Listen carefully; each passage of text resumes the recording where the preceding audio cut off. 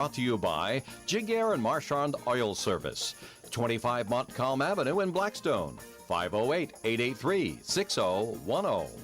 Increasing clouds today with a high near 40 degrees and a breeze from the west. Tonight, mostly cloudy skies in the early evening, then gradually clearing. Overnight low of 22. Sunday's weather mostly sunny, high of 38. Monday, sunshine and 39. Tuesday, sunshine and 39. Wednesday, mostly sunny and a high of 38. Wednesday night, clouding up with a chance of some snow showers. Thursday, a rain and snow mix is 50% likely, mostly sunny with a high of 38 degrees Thursday. And on Friday, sunshine and 33. And currently outside the Navigating Credit Union broadcast studio at the corner of Park Avenue and Kennedy, we have 33.8 chilly, sunny degrees. And welcome and thank you for joining us in the cheap seats. I'm with Pat and Kevin. I'm Kevin Callahan, along with Pat Holland. Patrick, good morning. Well, we saw each other on Thanksgiving. Yeah. But how was your Thanksgiving? Good for you and the family? Everything is good. Everything was good. It was relaxing, quiet. Eat a lot?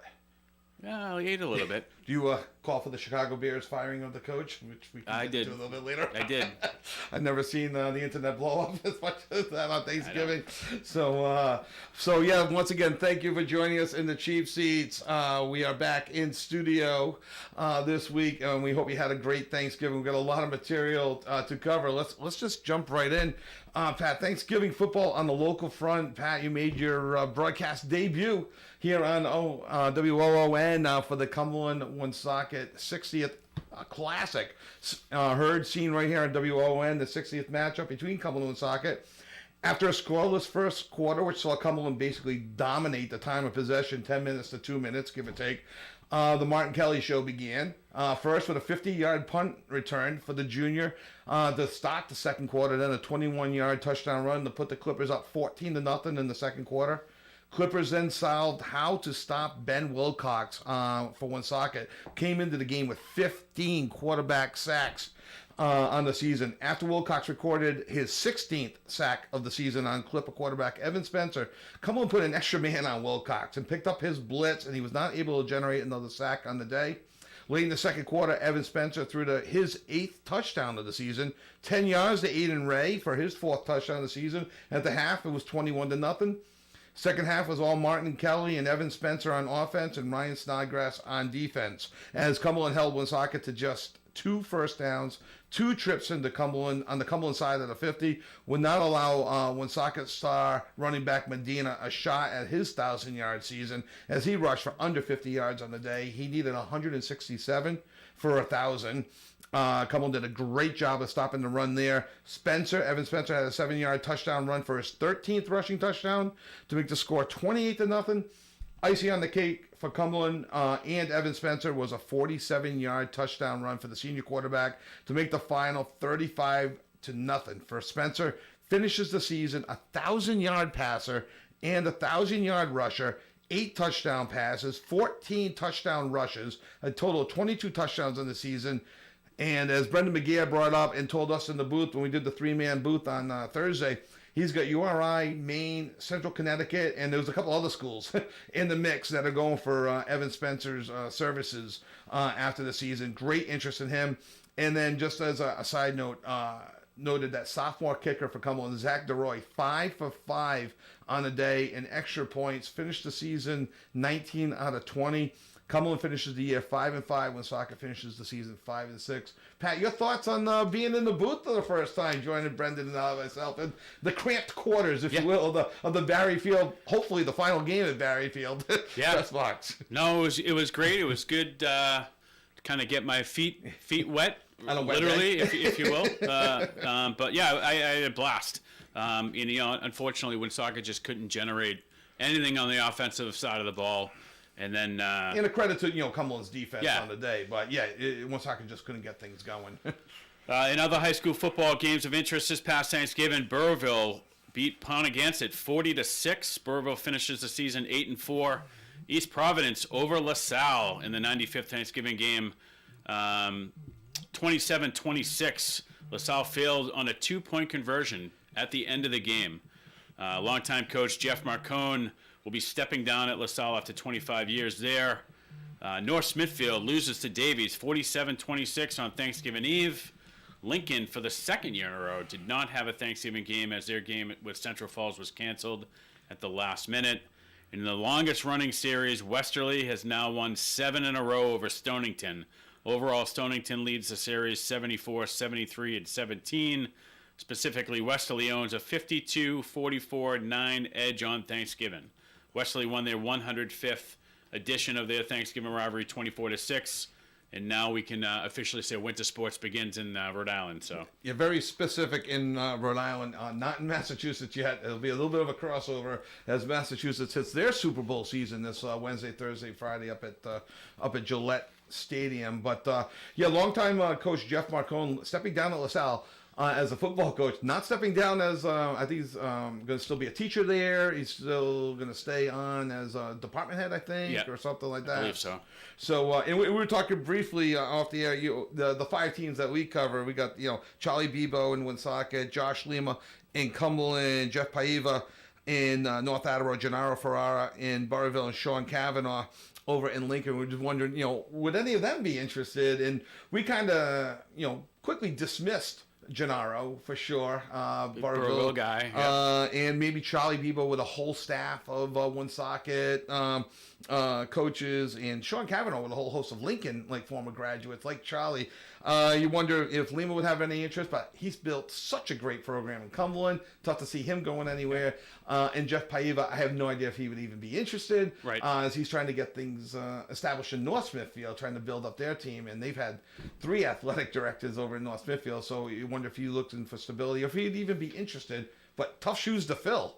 Yeah, if any of those 5 are even interested, and who knows if they are. Right. But yeah, I mean, Lima obviously has connections to that program. I think he went there, played there. Yeah. He's coached there previously as an offensive coordinator years ago before. That's right. He said that on the preview when show. I interviewed him on the preview show. So, yeah, we'll see how that all plays out. But it'll be interesting to see. It's obviously one of the top 2 programs in the state, year in and year out. It's private school, so that you're not restricted to just your town. Exactly. So yeah. But to Lima's credit at Cumberland, I think he had over 90 guys in the program this year, where other schools are fighting for 50 or 60. Huge program. So it's and Jeff, building up something in North Smithfield as well. And I just and this is just my opinion. The other 3 I just think are so entrenched in their programs that I don't know. But now Lima's been entrenched in this program for a long time as well. So and who knows? North Kingstown might be interested. South Kingstown, we don't cover them. Yeah, correct. and that's just Rhode Island. Who knows? Catholic Memorial's coach might be interested. Who knows who might be interested. So, sure. All right. So we switch over to some college football. 10-2 URI ranked number 10 in the FCS polls. Enter the playoffs today. They take on Central Connecticut at 12 today. I don't know for a fact, but I can almost guarantee it's sold out. They sold out all but one of their games. I think the only one they didn't sell out was their second home game. Home playoff game playing Central Connecticut. The game can be seen on ESPN Plus. They closed out their season last week with a 35-21 victory over Bryant. Not as easy as the 35-21 score would indicate. URI, I think, has trailed in the fourth quarter in 6 of their wins this year. So they're used to coming from behind. But they clinched their first 10-win season, and they clinched the CAA championship last week on Saturday. With that game, win the game today, they advance to the second round next week at number 7, Mercer, for a 2 o'clock game. Quarterfinals of the FCS will be held on the weekend of December 13th and 14th. The semifinals will be held December 21st, and the finals, weirdly, will be held on a Monday, January 6th. So I'm not quite sure why the NCAA does that. They do that with basketball, too. They play the whole thing over a weekend. Then they have the basketball championship on a Monday. I don't know why. I'm not sure what the allure is of a Monday, but that's for another topic, another day. I'm sure it has something to do with the scheduling of the other games going on. Yeah, other bowl playoffs. It'll give you a national televised game on. Right, so they probably don't want to interfere with anything else going on with the bowl playoffs. So, and of interest as well in New England in the FCS, UNH is hosting University of Tennessee Martin at home today, with the winner traveling to take on number 1 Montana State. UNH is ranked 16th in the country, and then locally Brown closed out their season with a 56-28 loss at Dartmouth to finish their season 3-7. Boston College is bowl eligible with a 41-21 win over UNC. BC will finish their regular season today at the Heights as they take on Pitt at 3. And I don't think this is a huge leap, but I'm going to guess that now that they're bowl eligible, Fenway Park hosts the bowl. These bowl games that aren't in the playoffs are tough to sell tickets. I'm guessing that they end up at the Fenway Bowl Saturday, December 28th. And I'm sure the bowl people are like, okay, if we can put a local team in there. I think they played last year on that. I think they did last year as well. The year before, one of them. I mean, you don't want to put Iowa State at the Fenway Bowl. I just don't see how that is going to attract any marginal fans. I think this, in its own right, will be tough to attract marginal fans. But I just think it's, I don't know. I'm not a big fan of these Blue Bonnet Bowls when I was growing up, the Fenway Bowls. I mean, good for them, good for the program, good for recruiting. I guess I just don't know the better way of doing it, but I don't know if it's must-see TV. Right. Over to college hockey, we see number 10 took on number 20 Clarkson. Yeah, this is Providence College. Providence College, yes. Took on number 20 Clarkson last night, coming away with an overtime winner, 3-2 in the Adirondack Invitational. They will take on St. Lawrence today at 4 o'clock for the championship before returning home next weekend for 2 games versus number 8 Colorado College, which would be big. Yeah, huge 2 games for them. Friday's game will be at 7, and Saturday will be at 6. That is at Schneider Arena. And then over at Brown, where the Bears are currently 2-3-1 on the season, they will take on Air Force today at Meehan Auditorium at 4. Last night, the Bears beat Air Force in a shootout after both teams skated a 1-1 tie. In college basketball, saw the PC Friars taking it on the chin in Paradise Island, Bahamas. Anything but paradise for PC as they lost 79-77 to Oklahoma when a buzzer beater did not drop for them on Wednesday night. A game that they were actually trailing by 8 with 36 seconds to go in the game. Came back, weird technical things going on with Oklahoma. They almost mismanaged their way out of the game. PC had a legit shot on a long 3, back rimmed and out. They really could have used that win because on Thanksgiving night, they lost to Davidson, 69-58. And then yesterday, though Indiana was ranked number 14, Davidson was not. They lost 89-73. They never really got closer than 8 points in the second half. And it should be noted that Bryce Hopkins did not play in this tournament. He was rumored to see some time.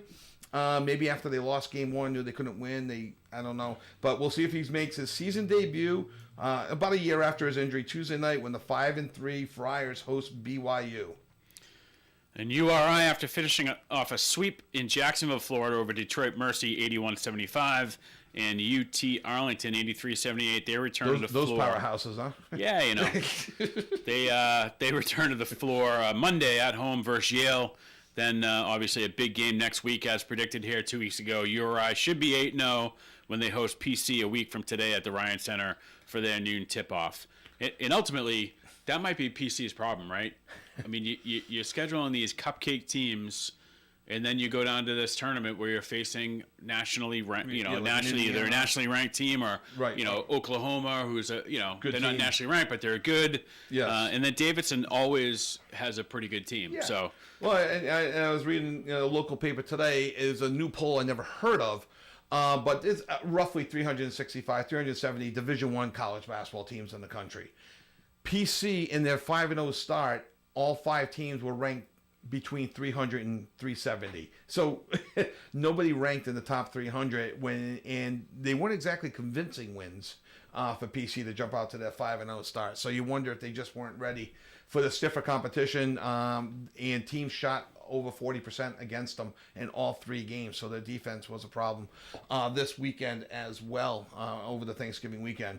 Brown basketball has won 3 in a row to improve to 4-3. They'll play their next game at Vermont Tuesday night at 7 o'clock. And over in Smithfield, the Bryant Bulldogs are 4-4. They'll play Drexel Monday night.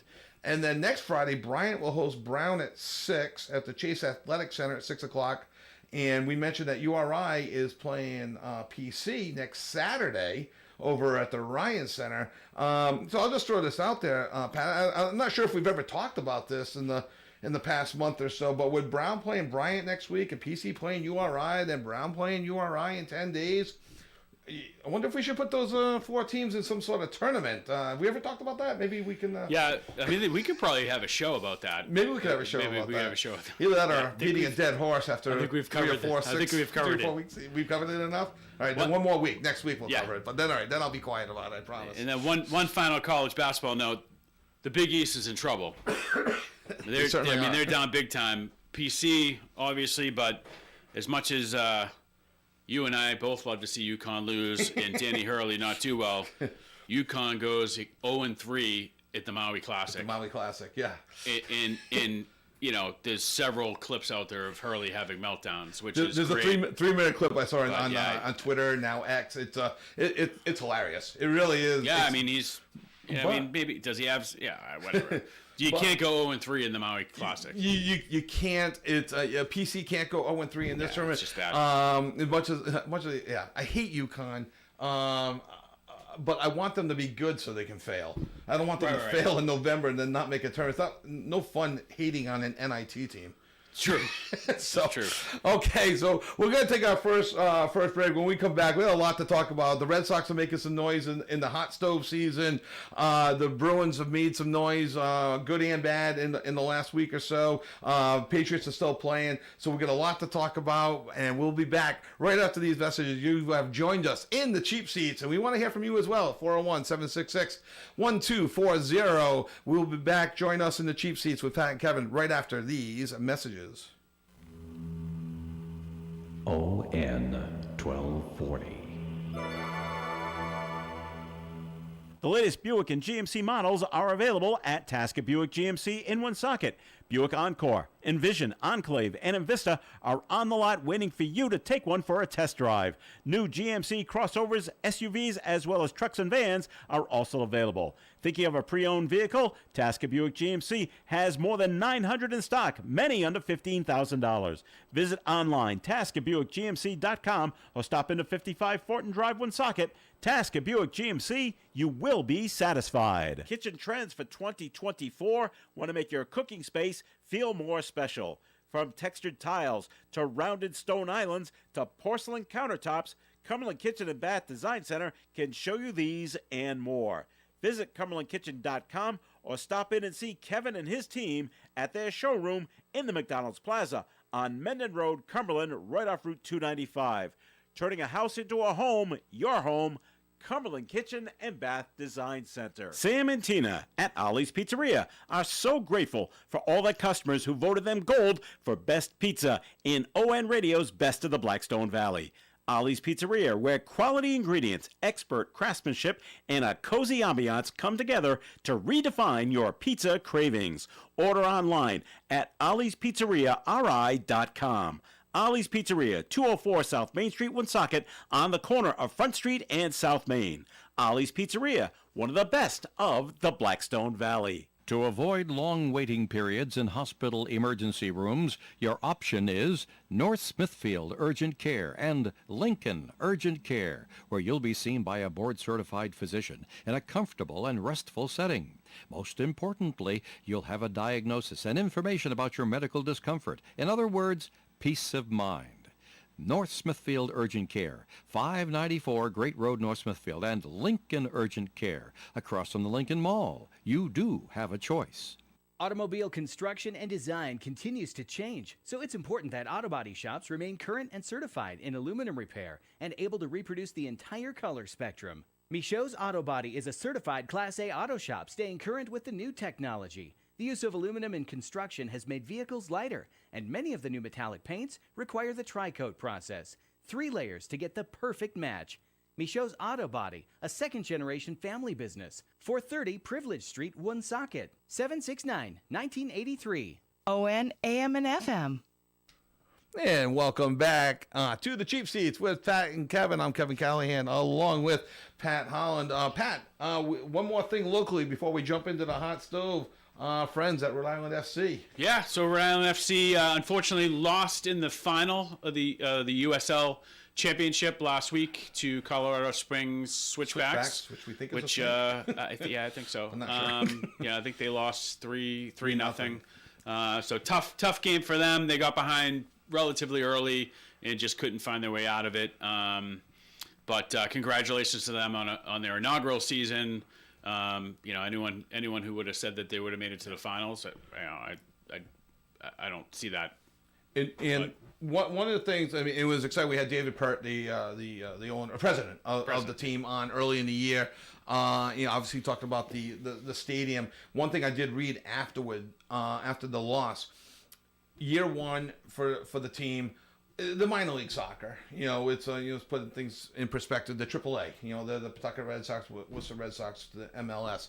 500 people from Rhode Island, or Rhode Island FC fans, made the trip to Colorado for the USL Championship. Year one of a team, no history, no backing, and 500 Rhode Island FC fans made the trip. 2/3 of the way across the country. That's amazing. Yeah, to a stadium that is as big as Barron Stadium. I mean, that stadium in Colorado only seated 5,000. Okay, I didn't know that. Yeah. So it's not like they were in a 10,000 seat stadium. So to get 500 Rhode Island fans out there is it's a certain huge. percentage. Yeah, It's and 10%. from what I understand, ticket sales are going extremely well at Tidewater. They're selling out sections.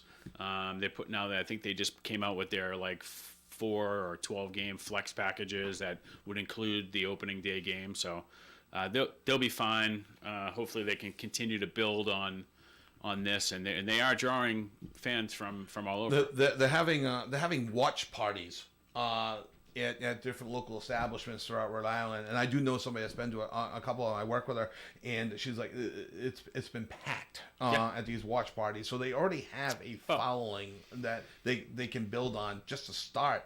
Yeah. When you think back to the Paw Sox when they opened McCoy Stadium, they drew about 1,000 a game. It's if that for a 70 game season.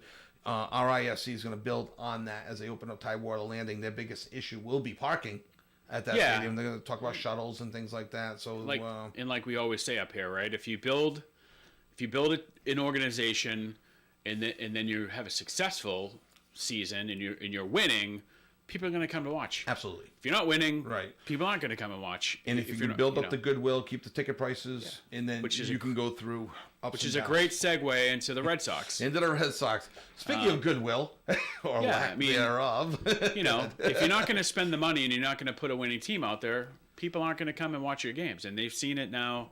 And even the Bruins saw it. I think they had their first non-sellout game. Yeah. That Monday game before Thanksgiving. Then I did hear that it was sold out. There was a misrepresentation. I had heard that they were 300 tickets shy of the sellout, like you did. They've sold out every home game since 2009. But back to the Red Sox. I mean, back in the teens or early, they were selling out every game for years, and they were constantly getting over 30,000 per game. And now you're getting fans of the other team that are making noise at Fenway Park, and they're coming in last place. They're coming in last place 3 out of 4 years. So what's been leaking is the Juan Soto. From the Yankees, everyone, by all accounts, it was supposed to be the Yankees and Mets. The Sox were just, kicking the tires, as they say. The Dodgers came in with a meeting as well. Now all of a sudden it's starting to be leaked on these sites that I'm not too familiar with. You saw some of the same things I saw. The most valid person I saw was Jared Carabas. And even he didn't say it true. He said, "This is what I'm seeing." Right. So I'm nervous. Yeah. I'm skeptical, and I'm excited. Can I be all three? I think, as a Red Sox fan, you certainly can be. I've seen other stuff. I mean, I watched an interview in Spanish. Okay. From two Dominican guys who are very well connected that both have him connected to the Red Sox already. And I'm going, well, so as they always say, where there's smoke, is there fire? I don't know. I've heard 12 years, 625. I've heard the 500, but yeah, I haven't heard I heard 625 million. $50 million a year. I have heard that. That's a 600. Yeah. Doing the math now. Yeah. So 12 for 6, and then I've heard as high as 625. So, yep. I mean, he's a young player still. Yeah, he's 26. So, Yeah, your typical free agents, when you're talking money like this, you look like Corbin Burns, I think is 30, 31. Yep. Max Fried, 30, 31. Still guys I want. Just guys I'm nervous to give 10 years to because Yeah. I don't think they're going to be pitching well into their 40s. Right. 36, 37 always seems to be that magic number where it's not injuries and now you're hearing the deferred money stuff like Blake, Shohei. or even Blake Snell. Blake Snell He just signed with the Dodgers, but they're saying a lot of that money's deferred, which the next collective bargaining agreement, Yeah. something's going to be done about this. Cause Well, I mean, if the Dodgers how much go and money sell, can you defer? Yeah, if the Dodgers go and sell and the new owners pick up, they have to pay some guy that they maybe never seen play. And you got guys like, you know what? Ohtani, he doesn't care. Right. Because he's making $50 million a year in other stuff. Yeah, he's deferring it So to he's like, his whatever, kids, his grandkids. I'll just defer the money. I don't care. Pay me $1 million or $5 million, whatever, and Right. call it, whatever. At some point, that money's going to come, and whatever. So I mean, it's fascinating with Juan Soto being 26 years old, an outfielder. But is this Scott Boras leaking stuff to Dominican guys down in the Dominican, to Carabas? I didn't even know who he was quoting. Mick somebody. Yeah. Right? So the guy I think I shared his Twitter post. Average Mick. Yeah. But Who's he was right on the Montgomery firing. Yeah, so weren't we? No, but he had it like exactly like he's going to be fired as of tomorrow, and they're going to announce it prior to the Utah game, and that's exactly how it played out. And I guess he's been right about some other stuff over the past. So he's connected. He's somehow, definitely connected some way. somehow. Or is he Again, connected to Scott Boras? Is Boras using him? Like Boras is so anyone that's so it's the money ball. It's the way the agents use these teams. If the Red Sox don't make a splash, though, does this mean the whole front office is gone? Because Sam Kennedy has come out and said we are going to do this. He said it last year, didn't keep repeating it. Now you got him and Breslow all saying the same thing. We're gonna make a splash. Corbin Burns, Max Fried, Juan Soto. the challenge to that is the players who you're trying to make a splash with have to want to come here too. And there are other teams out there Right. trying to make a Yankees, splash Mets, too. Dodgers, everyone's going And to they're all the same, and they're all big market, Right. big pocketbooks. I mean, I could see Baltimore making a splash. I mean, They don't had want to lose. Corbin They don't Burns. want to lose him. All of a sudden, they're Or if they lose him, they're going to go after Fried. Right. And Red Sox have been in on everybody. Right. They're also in on the lefty from the White Sox. Oh, the guy with the 200 strikeouts. I'm Yeah, drawing a blank on his name. but they're talking about potentially trading some guys too, Right. to make room. And they're talking about the guy from Milwaukee, Adames, the shortstop. as a shortstop. The shortstop Adames. And he said he potentially move to third if needed too. Okay, 'Cause- I'm okay with him staying at short and moving Trevor Story. I'm not on the. I'm not a Trevor Story guy. Not either. His Move numbers in him, Colorado move him to second. or to another team. Yeah, but I don't know if I mean I don't know what his contract situation No, I is, don't but know. he's making some pretty decent money. Yeah, no, which is where they fell into at that time. It's like, Right. well, we got to overpay to get guys like this to come here. But yeah, it'll be interesting to see what happens. They have to do something. They have to get a power bat. They have to get starting pitching. They have to get bullpen help. I mean, right now they've signed one guy who's in his 30s who had like a 5 ERA. right. So It's a nice. I think he's lefty, right? He Lefty. come from the Reds. I mean, it was just 2 weeks ago, yeah, and I've already the forgotten Reds. his name. Yeah. It's forgettable. Exactly. very forgettable. It's just another middle reliever guy. So but, I mean, the factor is that they supposedly Soto had a conversation with Rafael Devers that lasted well over an hour. okay. And I'm imagining they have Ortiz involved here. I think you have to bring in on the Ortiz if you Dominican haven't already. You base. have to bring in Ortiz. And if you're willing to pay the guy the money, and say, hey, this is what we're good. This is what our plan is. We're gonna go get this guy. We're trying to get this guy. We want to win now. We want you to be a part of that, as opposed to going, hey, we'll give you whatever you want. Just come here and. And at the end of the day, the baseball players are going to go whoever's going to give them the biggest money. They're not Best all money, out for like, hey, I want a ring. Right. They say that to keep the fans happy. Yeah. Ultimately, and then people go back, well, why didn't they pay bets? It's like, well, they didn't. But now they're not going to make the same mistake twice. Hopefully, Right. Because Fenway might burn to the ground if they don't go out and get somebody.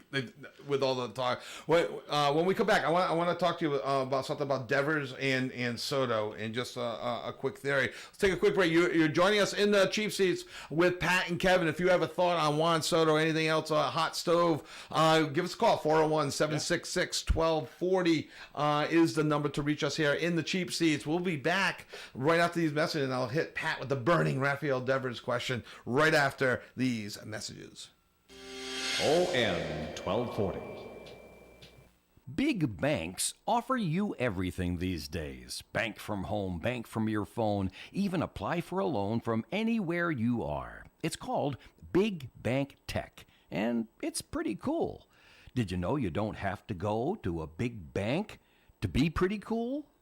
Navigant Credit Union offers their members all the big bank tech without the big bank. And if you want to come into a branch to see us, we'll make you feel like you own the place, because you do. We think that's pretty cool, too. Navigant Credit Union, member NCUA. If your garage door needs replacing because of wear, performance, or appearance, think of Woonsocket Door Sales, your complete overhead door facility for installation and maintenance, including framework repair and security. Woonsocket Door Sales features important information about security on their website. For attached garages, be safe with a good deadbolt lock or door monitor. And remember, detached garages often contain valuable tools and recreation equipment. Woonsocket Door Sales since 1935. 1 Biltmore Avenue, Cumberland. 767-3448. The latest Buick and GMC models are available at Tasca Buick GMC in Woonsocket. Buick Encore, Envision, Enclave, and Envista are on the lot waiting for you to take one for a test drive. New GMC crossovers, SUVs, as well as trucks and vans are also available. Thinking of a pre-owned vehicle? Tasca Buick GMC has more than 900 in stock, many under $15,000. Visit online, TascaBuickGMC.com, or stop into 55 Fortin Drive, Woonsocket. Tasca Buick GMC, you will be satisfied. Hi folks, this is Tom Marshall, founder of Marshall Building and Remodeling. You know, when it comes to choosing a roofing, siding, or window company for your home, you need to protect yourself from inexperience, unfair prices, and shoddy work. The best way to do that is to call Marshall. We'll give you honest advice and a fair price, then you decide. With Marshall, there's no money down, great warranties, and the best work and service available, period. Make your home beautiful with Marshall. Visit us at marshallbr.com, and remember, we are your local roofing, siding, and window people.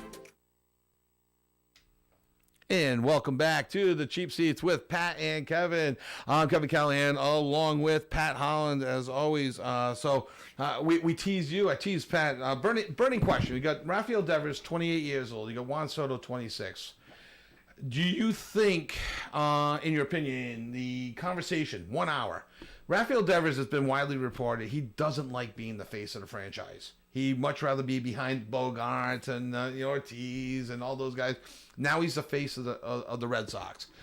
Does Juan Soto, does he want to come in being the guy at age 26, or is he the type of guy that was comfortable being behind Aaron Judge, Giancarlo Stanton in New York? You can't have two number twos. And so you know what I'm saying? Yeah. Does he want to be that guy? And that's got to be part of the conversation, I would think. Yeah, and I think if he was going to be the guy, he is the guy to be. Right. The guy. Yeah, if he signs with the Sox, Correct. he becomes the guy right. over Devers. And I think, I think his personality lends himself to that. He does that weird thing with the walk. Yeah, and he's, he has a very, type A personality. So, and that maybe that allows Devers to kind of relax and kind of flourish again. I mean, he went through some pretty big. He had some injuries that he played through, and I think he played through those injuries because he was the face of the team. And I give him credit for playing through the injuries, and he has to play if he's eligible to play, not be on the injured list. But his numbers suffered, his defense suffered. The team, again, with your best player, Devers is a legit all-star, maybe a potential Hall of Famer in the future, depending. He's young. See how that goes. But you can't keep finishing in last place either. So I do have to mention this, Kevin. Yeah. I was driving around yesterday afternoon, and I do feel like we're the redheaded stepchild because I did hear some of the other talking head programs out there, and I heard a phone caller call in, Moose from Rhode Island. Moose from Rhode Island. And he called in and immediately started ripping Cora as a manager, and Moose was pretty much immediately shut down. I mean, I think if he had 28 seconds, that might be pushing it. So just to let Moose know, when he does call in, we're going to limit your time to 28 seconds, like the other talking heads out there. But Moose of Rhode Island, love it. Yeah, it's got to be the same one. Yeah, oh, it definitely was the same one. They don't have a don't moose with me mug, do they? They don't. Like we did. But anyway, I think, I think he would have to be at least the leader on the team if he were to come here, and obviously, now, I mean, you can't always just say like, hey, whoever's getting paid the most money has to be the guy, right? But for all intents and purposes, in Soto, whether he wants it or not, I think becomes the guy. Yeah. Devers has never stood up to be that guy. He's like, yeah, reluctantly I'll be that guy. He hasn't said it in those words, but like, we both watched the the Netflix Red Sox series back in the 2004. Sox already had Pedro, who was the guy. You had Ortiz still emerging as the guy, but wasn't the guy yet. So you had Pedro. Then you bring in Schilling, and now you had two guys that want to be the guy, and they kind of butted heads, but it worked for their first World Series run. I'm nervous of you got two guys that don't want to be the guy. You saw how it played out with Schilling and Martinez both want to be the guy. Right. They didn't, they celebrated with champagne when they won a World Series, but that's the last time they celebrated. I don't worry about that stuff. You don't worry about the clubhouse stuff. I think it'll all take care of itself. In the end, but they have to make a splash. Without a doubt, they have to get a power hitter. If they were to go out and get, they can't let Juan Soto go to the Yankees. If he's going to sign with the Mets or the Dodgers, I can't see him going to the Dodgers now. But and I'll put you on the spot because I haven't done this research. Any idea what the word is coming out of New York? Are they cranky about Soto like losing him? Like, can you imagine if Ortiz was playing this game after his huge years with the Sox? Saying, okay, let me go entertain the Yankees, the Mets, and the Dodgers. There would be an uproar here in Boston. I haven't followed the New York media close enough, but I would think they're in an uproar right now. The fact that they have a 25% chance or 20% chance of landing a guy that's theirs. Right, and who's young. How old's Judge? Yeah, they have him signed until he's like 50. Yeah, exactly. So it doesn't really matter how old he is. I mean, he's older than Soto. Right. And now granted, he had a great year last year. Yeah. Can he continue to put that up? Right. And that's his downfall. He's not Mr. October. No. Yeah, he's regular season. Yeah, he's a no-show in October. So, but the Red Sox are a no-show in October when they don't make it. So that's true too. We have to sign some of these guys. Hopefully, we'll hear more about it. We can't continue to talk about it. Well, and that's the thing. That's the point we made, right before our last break. Is Sam Kennedy more so than Breslow, more so than the ownership. He's the talking figure for the Red Sox. He came out and said something last year, like, "Oh yeah, no, we're in it to win it and whatever." And he didn't really. He kind of just said it monotonely. Like this year, he said, "No, we're going to make a difference. We're going to make a splash this year." Okay, well, the winter meetings are coming up. I know that's not the big, point that it used to be, but there's a lot of big names, like you mentioned, Pat. Sox are linked to all of these guys. They can't all be Scott Boras guys. So who's leaking it? Is it Breslow? Right. Is it Kennedy? And it's I don't see Peter Gammons leaking this information. Yeah, it's not a huge leap to say that the Red Sox have to be in on all these guys. If they want to make a splash, they have to be in on the top free agents. Right. They're not going to sign them all, but if they want to sell tickets. And I can't imagine that they're just trying to, a lot of people are talking about them just trying to run, just trying to run the price up on whoever ends up signing Soto. I can't imagine that's right. No, and if they're trying to get interest too, just to sell tickets next year, well, they're not going to sell tickets until they sign somebody. Yeah. Anyway, so All right. So if you have any thoughts on the hot stove on the Red Sox and what moves they should make, give us a call 401-766-1240 here on the Cheap Seats on WOON, WoonSocketRadio.com. Let's pivot over to the Boston Bruins. They made some noise. Obviously, not just us. Yeah. Everybody predicted it. We saw the game to Thanksgiving, that 5-1 loss to Columbus, one of the worst teams in the league. I was there. Was it? I had texted a friend of mine that I didn't think he was going to make it out of the third period. I thought when he retreated back after the game, his office would have already been cleared out. It was pretty close to that, but that was the final nail in the coffin for Jim Montgomery. But Pat, this is a question I posed to you. The old children's game, musical chairs. You put out 8 chairs and you got 9 participants. You play the song ends, everyone sits, one guy's left standing, and that guy's eliminated. I feel like the Bruins just played musical chairs. They let go of, the song ended, Montgomery was out, and they just have they added another coach to the staff, or did they just promote? No, I don't think everybody? they just essentially promoted Joe Sacco as the interim, and right. I think they've talked about adding. I haven't seen that they've added anyone as another assistant, but so you got Jay Leach still there. You got as an assistant coach. Yep. You have Chris Kelly. Chris Kelly, who was on the 11 team, I believe, that won the cup. You promoted Sacco. You go goalie Bob, who's the Dante Scarnecchia of the organization. Doesn't matter who the coach is. You go deal with the goalies. He's there. He doesn't seem to be an issue. Corpusalo's playing fine. Swayman had a decent game and a loss. Yesterday's making 34 saves last night against the Penguins. But the Bruins finally erupted for 6 goals against the Islanders the other night. 5 and then an empty netter. I think that's their highest output of the year. So when you go look at the Joe Sacco era in the last week and a half or so, you're looking at a 1-0 win, a 2-1 loss, a 2-1 win, the 6-3 win over the Islanders. Last night they lose 2-1. And we have a call here. Let's go to the phone lines. Hold on one second, please. Hello, you on the air. Good morning, Kevin. Hey, Moose. Oops. Hey, Moose, how are you?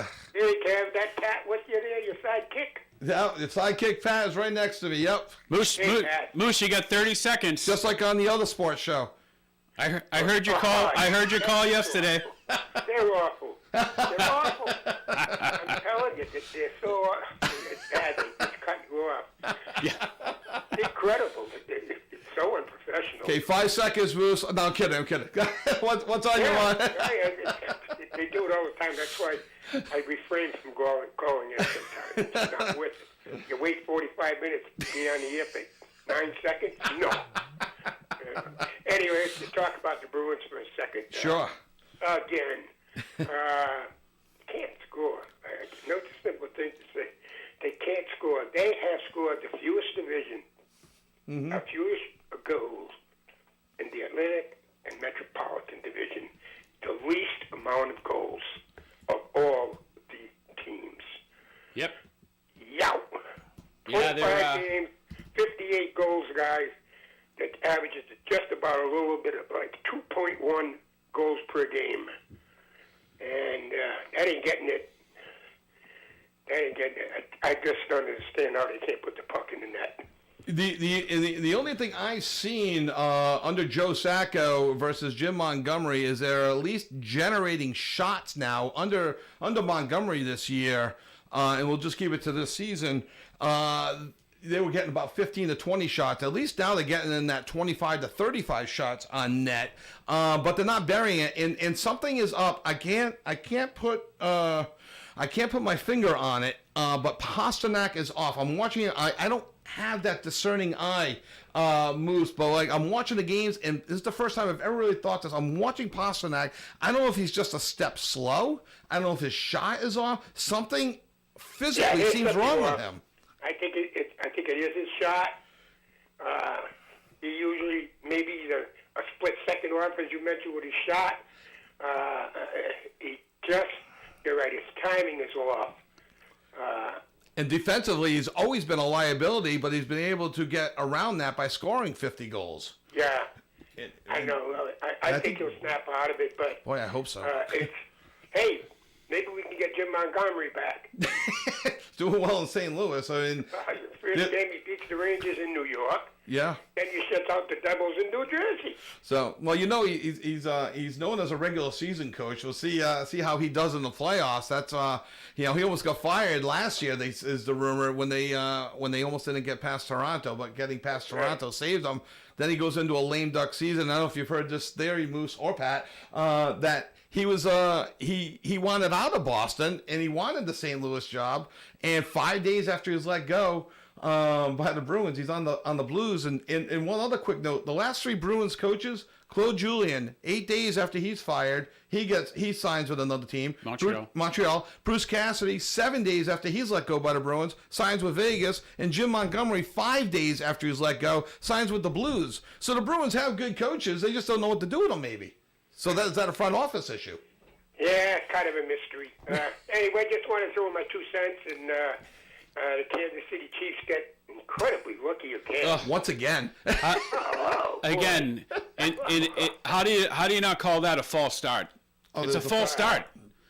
It's not a shift. No, it was a false start. It should have been a dead play. Anyway, don't get me started. All right. With that saying, you better be lucky than good. Yes, You're lucky and good. It has to catch up to him at least in the playoffs, you would think. I hope so. I hope so too. Moose, thanks for the call. I hope you had a great Thanksgiving. Have a good weekend, guys. We'll talk to you soon. Okay, Moose. Forgot to hold up the mug. Don't moose when he's. Well, he didn't really moose with us today. No, we gave him a little bit more time. A little bit more than time the other shows. So, Moose, you're welcome to call here anytime you want. So, okay, with that, we're going to take our final break, and we'll have our final segment. Right after this, we'll get into the Pats a little bit this weekend, maybe a little bit more Bruins talk. If you have any thoughts, give us a call, 401-766-1240. You are joining us in the cheap seats with Pat and Kevin. We'll be back right after these messages on WOON. ON 1240. When you visit State Line Services' website, you'll see a wealth of information about them and the 20 kinds of specialties they offer, including cooling system maintenance, emission testing, exhaust systems, and computerized engine analysis. Because today's vehicles are a complicated piece of equipment with a network of sensors that monitor your vehicle's performance. In other words, you need an expert. State Line Service and Tire Center, 1209 Social Street, Woonsocket, at the State Line. 765-0146. New customers are welcome. The world-class distributor of all things electrical is Electrical Wholesalers. They are a full-service electrical distributor with branches throughout Rhode Island, Massachusetts, and New Hampshire. Locally, they're at 113 Clinton Street next to KFC here in Woonsocket, with other locations in Cranston and Franklin, Massachusetts. Electrical Wholesalers provides the highest quality service to electrical contractors as well as residential, commercial, and industrial customers. Electrical Wholesalers is open Monday through Friday, 7 in the morning till 5 in the afternoon. Visit ew-ne.com. Electrical Wholesalers. Southeastern Massachusetts' premier baseball and softball facility is Triborough Diamond Sports Academy, located at 445 East Washington Street, conveniently off of Route 1 in North Attleboro. Whether you're looking to put in some individual work in or out of season, or looking for an indoor home for your team during the fall and winter seasons, DSA has you covered. Come to DSA for personalized and group instruction, batting tunnel and pitching mound rentals, team facility rentals, camps, captain's practices, and so much more. Contact Triborough Diamond Sports Academy at 508-316-1702 or via the web at triboroughDSA.com.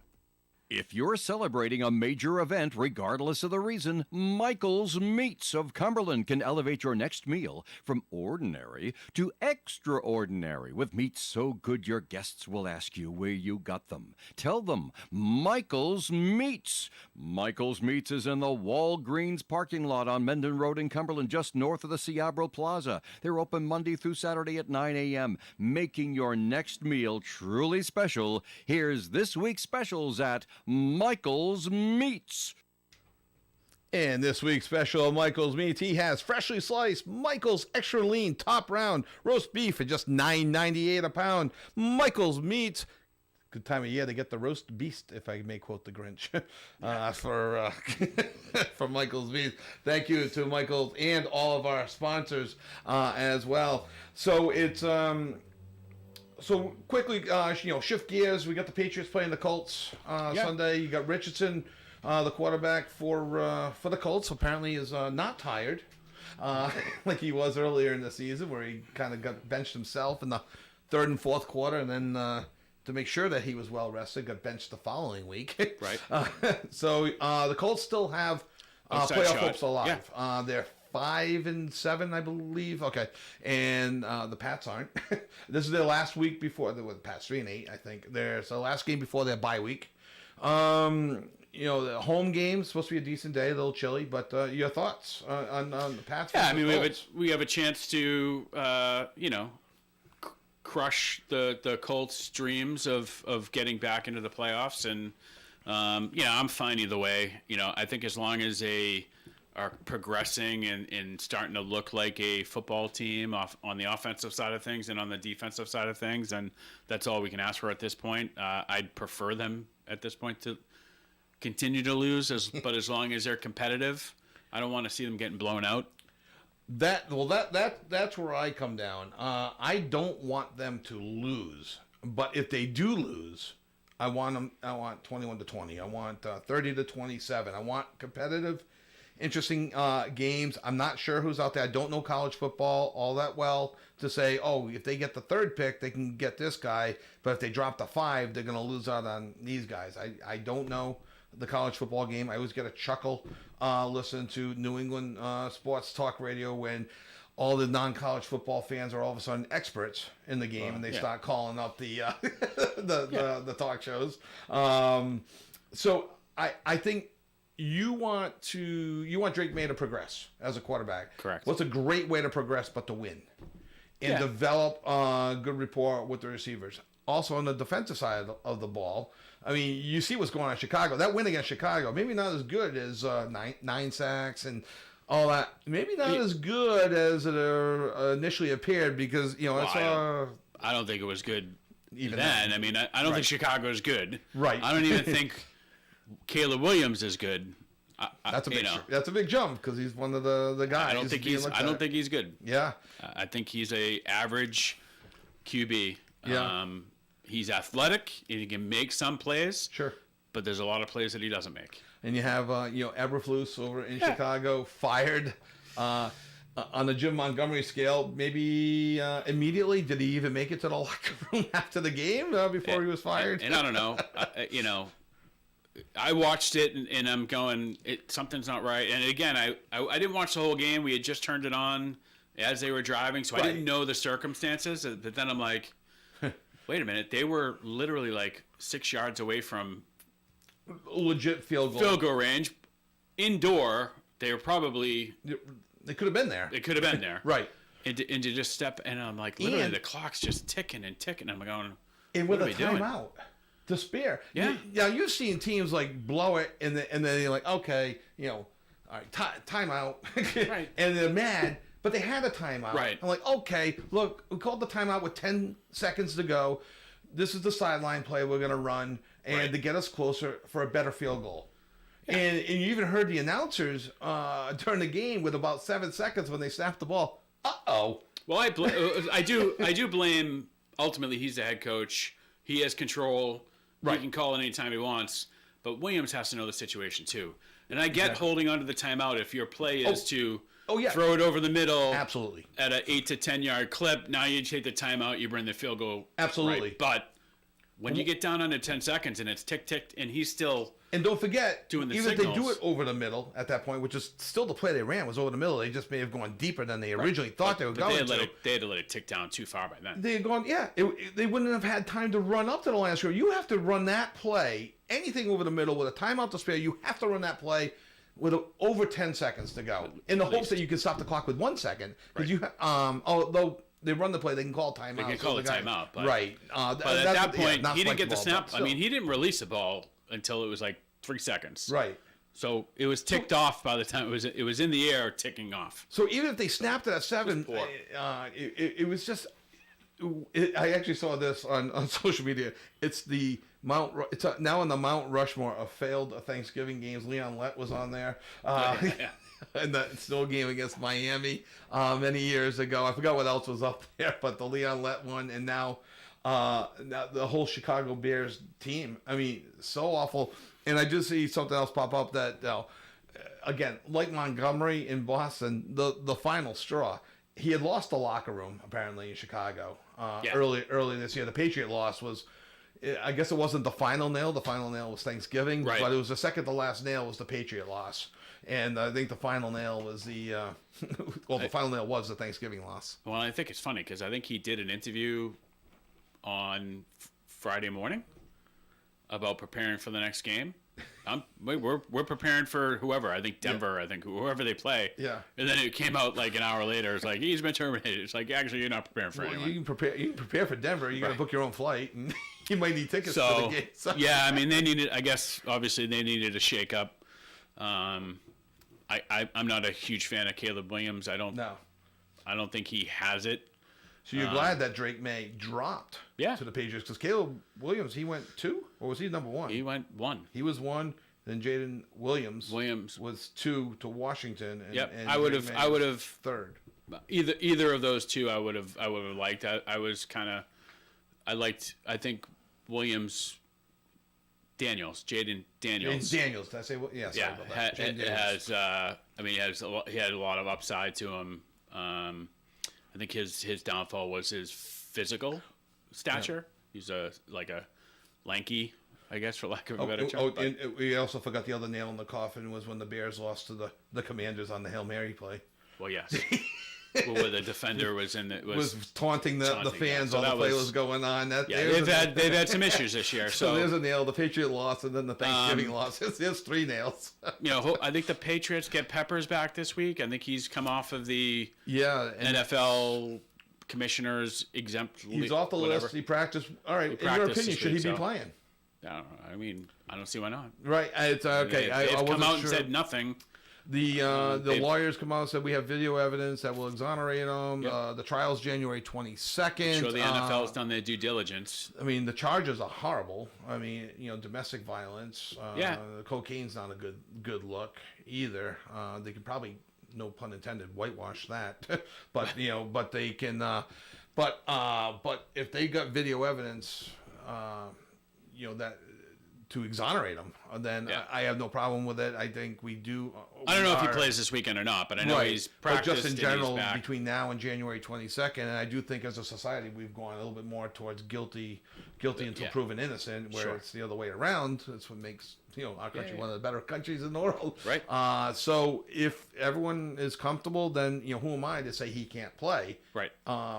He's innocent until proven guilty. So, but the charges are terrible, and if he is found guilty. Sure. And he's allowed to play. Then here comes the second guessing. Right. That goes on. So I don't know if he's going to play, but potentially he's back. Yeah, I don't think he's playing this week. I think he just started practicing. And they had Thursday off for Thanksgiving anyway, so I'm not sure. I really think the shoe to fall for the Pats is going to be someone's going to have to take the fall for this season. Covington's probably gone. The defensive coordinator. And ultimately, I don't know if it's his fault or not. There were some key players that didn't. Bentley gets hurt. Right. The blood clots. Peppers goes down. Right. This other guy. But the blood clots. So Devereaux. But to just the scheme in itself. Right. I mean, it just hasn't looked right. And a lot of zone in certain instances, letting guys throw all over you. And right. Anyway. And I'm nervous of replacing Van Pelt. I'm not a huge Van Pelt guy. I'm nervous of having 5 offensive coordinators in the last 5 years. You had Mac Jones had 3. Now you've got Drake May with Mac Jones wouldn't have had Van Pelt, so his first offensive coordinator. Now you're trying to develop a quarterback. You don't want. I don't want to get rid of Alex Van Pelt yet. I'm not always happy with his play calling. I'm not sure what his plan is, but how. And then if they have another bad year next year and Gerard Mayo's gone. Big giant leaps, but you bring in another coach next year who's going to bring in another offensive coordinator. Yeah. And even if that offensive coordinator is promoted, he's going to bring in an offensive coordinator. Now you'll get 6 offensive coordinators in 6 years, and that's got to hurt the development of a 22-year-old, 23-year-old quarterback. You know. There's something to be said about that, for sure. Yeah. You know, maybe Van Pelt stays on as a QB coach. And they bring in an offensive-minded coordinator. Now you still got to learn a new offensive system. Right. He seems like a pretty intelligent kid. Yeah. I mean, I only know because I watched that one interview where before the draft where he was in with the Giants. Yes. Yeah. And, the Giants are interesting. Isn't the Giants coach out there now? Dayball? Is he gone too? I know. Did he get fired, Dayball? I'm not sure. I know Daniel Jones isn't on the team anymore as a quarterback. Anyway, but that whole interview before the draft where he's in just throwing, play calls and he's, this is what I'm looking for. Here's a read, and you know. Yeah. But, so I like the idea. I hadn't really thought about just making him the quarterback coach. Would he accept it? Is that a demotion? There's a lot of talk. Think about with that, but I want consistency within the Patriots. I don't think it matters if it's a demotion. He's getting paid by Cleveland anyway. That's true. That's true too. So, all right, that'll just about do it. We want to thank you for joining us in the Cheap Seats with Pat and Kevin. When we come back next week, it'll be December. I guess that official. We're in the Christmas season now, anyway. So it's so we hope you enjoy the rest of your Thanksgiving weekend. Thank you so much for joining us, and we'll see you right back here next week at 9 o'clock on WOON 99.5 FM, 1240 AM, OneSocketRadio.com. And if you missed any of the show, click on the ON Facebook page and catch the show that way. Have a great rest of your weekend. Broadcasting live and local daily